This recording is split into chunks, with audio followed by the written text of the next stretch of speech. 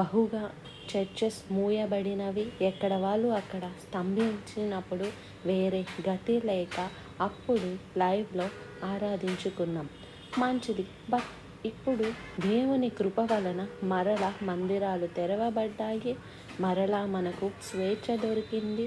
మరి ఇప్పుడు కూడా ఇంకా లైవ్లో వీక్షించుకుంటున్నామండి, ఇంట్లోనే ఉండి ఆరాధించుకుంటున్నామని చెప్పేవారు ఎంతోమంది ఉండిపోవటం బాధాకరంగానే ఉందండి. ఎంతైనా మనం ఫిజికల్గా అంటే మనం అందరం కలిసి ఆరాధించిన ఆ అట్మాస్ఫియర్, ఆ యొక్క వాతావరణం నీ ఒక్కడవే కూర్చున్నప్పుడు లేక నీ కుటుంబంతో ఉన్నప్పుడు ఆ దేవుని సన్నిధిని, మందిరములో ఉన్న అభిషేకమును పరిపూర్ణంగా మనం ఎలా పొందగలుగుతాం? వేరే అవకాశం లేని వారికి ఇప్పుడు